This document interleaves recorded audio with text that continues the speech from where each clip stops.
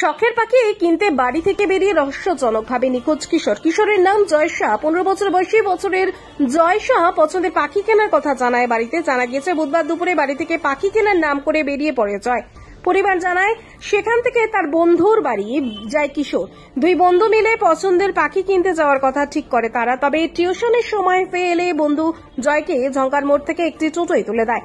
টোটো চেপে বেরোয় কিশোর। এরপর থেকে আর খোঁজ মেলেনি জয়ের। বেলা গড়িয়ে গেলেও ছেলে বাড়ি না ফেরায় খোঁজ শুরু করে পরিবার। বন্ধু বান্ধব সকলের কাছে খোঁজ খবর নেয় পরিবার। বহু খোঁজাখুঁজির পরেও নাবালক না মেলায় সন্ধ্যায় এরপরেই পুলিশের দ্বারস্থ হয় পরিবার। এদিন রাতে নাবালকের পরিবারের পক্ষ থেকে খালপাড়া টাউন আউটপোস্টে নিখোঁজের অভিযোগ দায়ের করা হয়েছে। জানা গিয়েছে দুপুর 2:30 থেকে 3টের মধ্যে শেষবার ঝঙ্কার মোড়ে টোটোয় উঠতে দেখা যায় জয়কে। তারপর নিখোঁজ নাবালক। কোথায় গেল নাবালক তা নিয়ে দুশ্চিন্তায় পরিবার। টোটোটিকে চিহ্নিত করে কোথায় গিয়েছে নাবালক সেসব খতিয়ে দেখছে পুলিশ। কিভাবে নিরুদ্দেশ হয়ে গেল নাবালক, কি অবস্থায় রয়েছে ছেলে তা ঘিরে উদ্বেগ। মানসিকভাবে ভেঙে পড়েছে পরিবারের সদস্যরা।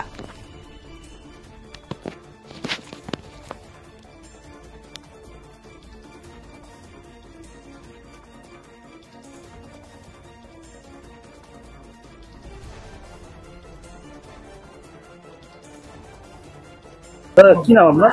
সুরজ শাহ। ছেলের নাম কি? জয় শাহ। বয়স কত? 15। আচ্ছা, ওই কাওয়াখালীর ওখান থেকে কখন বেরিয়েছে? ওই 1:30 নাগাদ। বাড়ি থেকে কখন 1:30 নাগাদ বেরিয়েছে? হ্যাঁ।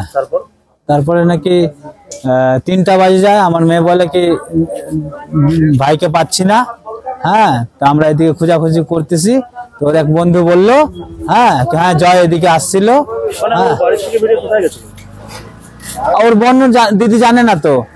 না, ও বাড়ি থেকে বেরিয়েছে, পড়তে বেরিয়েছে কি? না, তাহলে ও দিদিকে না বলে বাড়াইছে। আচ্ছা একা একা আসছে। আচ্ছা ও পাখি কিনতে নাকি আসছে, ওর বন্ধু বললো। আচ্ছা তো পাখি তো কিনে নাই। তো 3টা বাজে যায় যখন, তো ওর বন্ধুটা বলে আমি প্রাইভেটে যাব, তুই চলে যা বাড়ি। তো ওকে টোটোতে নাকি ঝঙ্কার মোড় থেকে উঠায় দেয় ওর বন্ধুটা। টোটোওয়ালাকে বলে ওকে কাওয়াখালী মোড়ে যাবা, বলে হ্যাঁ যাবো। তো টোটো নাকি খালি ছিল, একাই আমার ছেলে গেছে ওখানে। কটার নাগাদ এটা? এই 3টা নাগাদ টোটোতে বসাইছে। না, এখন অব্দি বাড়ি ফিরে নেই। থানায় এফআইআর করতে যাচ্ছি, এখন খোঁজাখুঁজি করলাম।